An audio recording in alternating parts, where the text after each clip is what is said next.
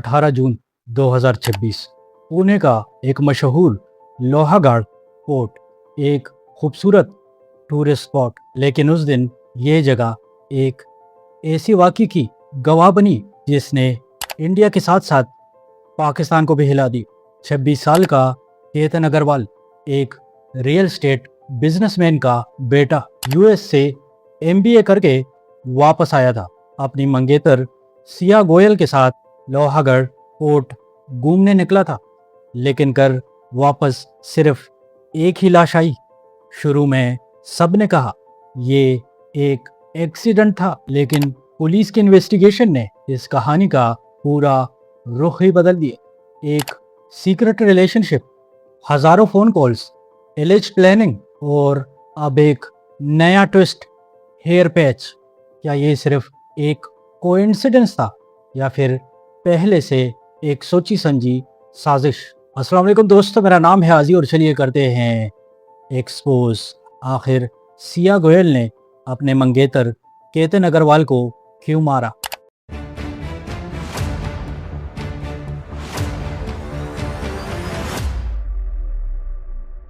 केतन अग्रवाल पुणे के एक real estate businessman का बेटा यूएस से एमबीए कंप्लीट करके इंडिया वापस आया और फरवरी 2026 में उसकी एंगेजमेंट सिया गोयल से हुई। सोशल मीडिया पर प्री वेडिंग वीडियोस, मुस्कुराहट, खुशी, सब कुछ परफेक्ट लग रहा था, लेकिन पुलिस के मुताबिक कैमरे के पीछे कहानी बिल्कुल अलग थी। इन्वेस्टिगेटर्स का दावा था कि सिया गोयल का रिलेशनशिप था चेतन चौधरी के साथ। पुलिस रिकॉर्ड्स के मुताबिक तकरीबन 2000 कॉल्स और 238 घंटे बातचीत हुई। इन्वेस्टिगेशन रिपोर्ट के मुताबिक सिया गोयल और चेतन चौधरी के बीच सबसे बड़ी रुकावट केतन अग्रवाल था। सिया और चेतन कई मर्तबा कैफेज में मिले।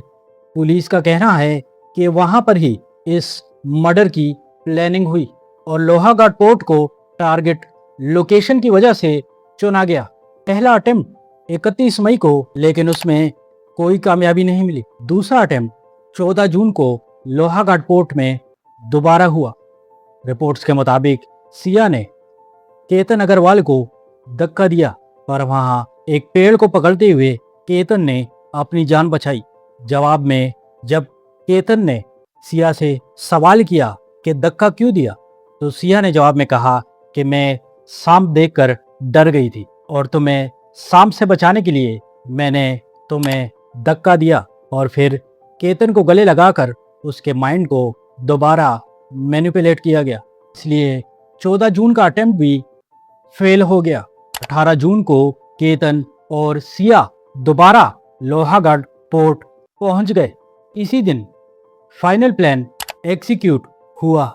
शुरू में इसको एक्सीडेंट बताया गया, लेकिन फिर CCTV footage, mobile location, digital evidence और इंट्रोगेशन ने केस का रुख ही बदल दिया और उससे पता चला कि ये एक लैंड मर्डर था।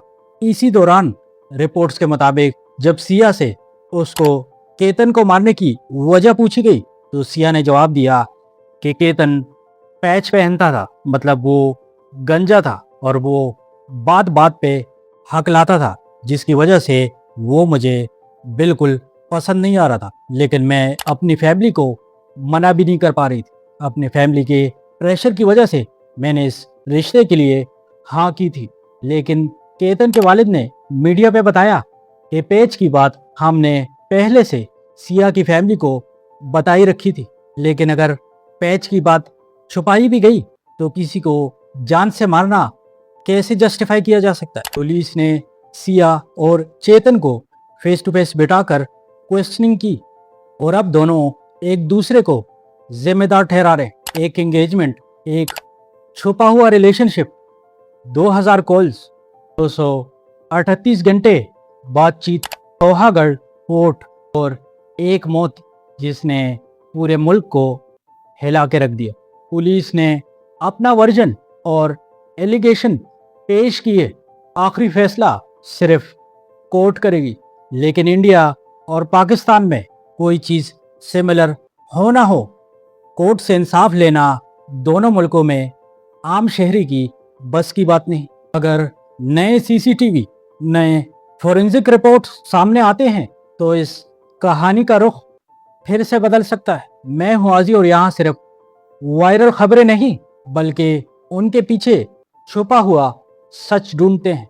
अगर आप भी सच देखना चाहते हो तो इस चैनल को ज़रूर सब्सक्राइब करें, क्योंकि हर कहानी के दो पहलू होते हैं और हम दोनों दिखाते हैं।